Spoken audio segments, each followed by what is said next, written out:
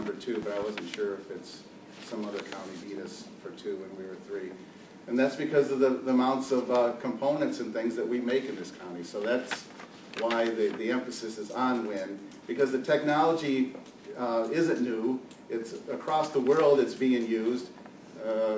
Across the world there's 700 wind turbines installed in water. All of that's in oceans. And there's none in the U.S., ocean or lake. And there's a group up in Cleveland that is looking to establish a freshwater wind turbine research center. They would like to put 5 to 10 turbines a few miles off the coast of Cleveland and use those for the turbine manufacturers to test their turbines in the icy heat thaw cycles that we have here in Northeast Ohio. So that's where all the jobs are short term, is in the wind industry, and that's why there seems to be a lot of focus in that direction. Well, Mike, I don't think it's necessarily short term though, because right now there's a 3-year backlog on orders, so it's not necessarily short term. Long term. Yeah, I hope somebody talks about the growth rate of wind power and the potential growth rate for wind power going forward, because it's on like an exponential increase right now. I mean, it's going up phenomenally fast, and it'd be interesting to get if someone here has that information, to hear that information and how much money we're talking about here. I mean, it's going to be a huge investment over the coming. Well, the study Mike's talking about looked at 13,000 additional manufacturing jobs in Northeast Ohio, and that was 2 years ago that study was done. Mm-hmm. They were looking at 13,000 additional jobs on the manufacturing end.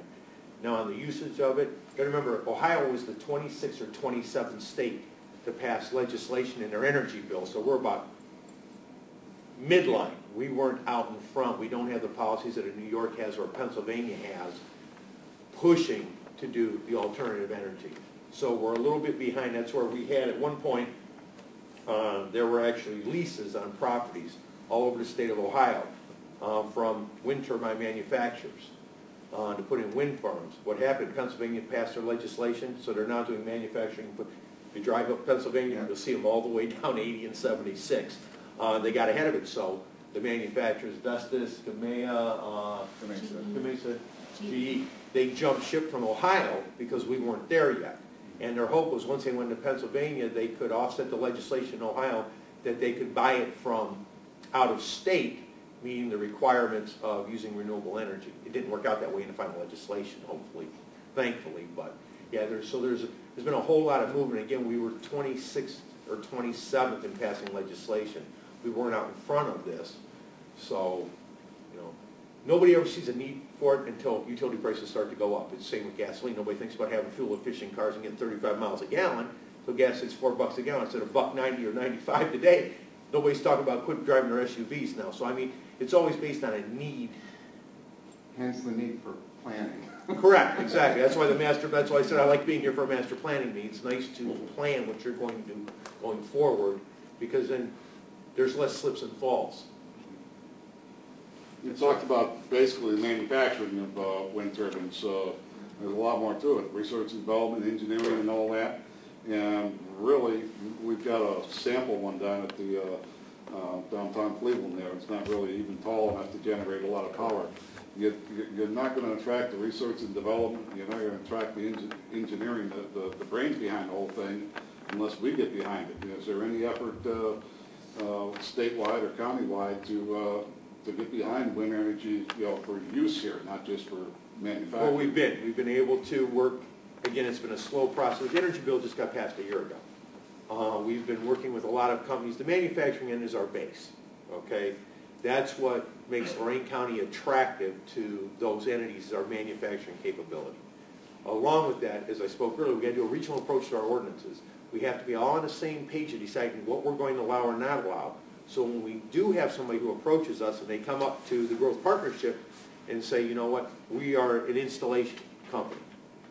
We install wind turbines. Where can they be installed at? We can attract somebody here. What type of companies? We do the marketing and we get them in there. Well, the City of Lorain has an ordinance that's so-so. Oberlin's working quickly to do theirs, but they've got a lot of money. They've got the endowment from the college to do things. So there's no way to go. For a company to come in here and they want to push farther, it's easier to go into a state of Pennsylvania and do it because they've already have their ordinances and laws in place where you can and can't do it. We haven't gotten that far in Ohio and especially in Lorain County. We're working at it. That's what I'm saying, your master planning and doing a regional approach to the sustainability committee, we can all get on one page with different representatives and we all go work towards that with our city councils. Now townships will always be different. They're a rural community, they work under different laws than what municipalities decide their own laws, what they can live with or can't live with. So I mean, that's the push we are working on. That's why we're at something like this and we speak all over in all our meetings and bring people in for those issues. Yeah, we're working at it, but again, it's a long drawn out process to get everybody on board.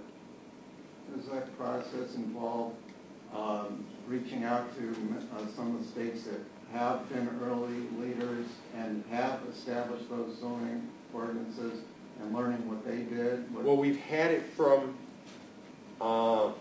basically the portion that comes from the current companies that are looking to come here, other places that have certain things. Now, Steve will probably be able to elaborate on more of that next week. I'm assuming on what, Steve's the attraction piece. Steve's the one who goes out in his group through Team Neo and Team Lorain County and bring companies here. Here's what we have to offer. And those questions normally go to his group, and then it's all formed through our real teams, where we all work together. So, because like you're saying, some states like Minnesota, I know, has been very aggressive, and they, you know, surely they've gone through a learning curve. And a lot of it's cut and paste, I'm sure. Well, I'll just add, Commissioner, that I'll go into it next week, but if you can't be here next week, even if you can't get the state to talk to you, there's an advocacy group which we just became a member of this year, the American Wind Energy Association, who supplies all of that information, you know, what are the best practices and how to do this. So I know one of the things to come geared up for next week. I may not know all the answers, but I know who to ask for the answers. Has anybody in Lorain County passed any legislation or changed the zoning code to allow these wind turbines? City of Lorain has done it based on a parcel. That's it. It's as far as One parcel. One parcel that's been allowed based on zoning, correct, Mike? Because you work with City of Lorain legislation. What they did, the city of Lorain, there was Turtle Plastics wanted to install a turbine. So then it starts the clock ticking, so to speak. They look at the ordinances, what could they have, and they didn't have anything in place. So then it was the meetings and projections or talking about what they needed. So and to help this company get their wind turbine installed as quickly as possible, council looked at it and they zoned, made an ordinance for wind turbines to be installed in industrial zone areas. And right now, that's where it stands, for industrial only in the city of Lorain. Is that specific to that zoning throughout the whole city? Or is it Yes. a variance based on that piece and that address? No, any property that's in an industrial coded zone could install wind turbines. Mike worked directly with City Council on that, so that's why I deferred, Jeff. But then there's always even it's written in the ordinance, they still have to go through the conditional use, I believe. See, there's where it ends up a real problem, because if you don't, my business is under conditional use. Every year I have to renew that conditional use permit. It just takes a political enemy to take away my conditional use permit.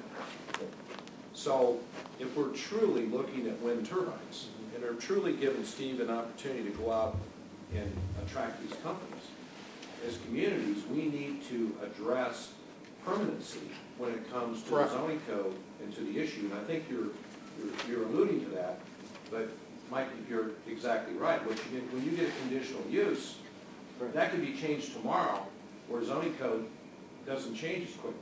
Well, that's what I was stating before, Jeff. It needs to be a countywide regional approach to making ordinances in municipalities. Everybody's got to have a little twist to each one of theirs, but it's got to be something that we can use as an attraction piece in Lorain County to come here and install the wind turbine you're going to manufacture here or buy parts from.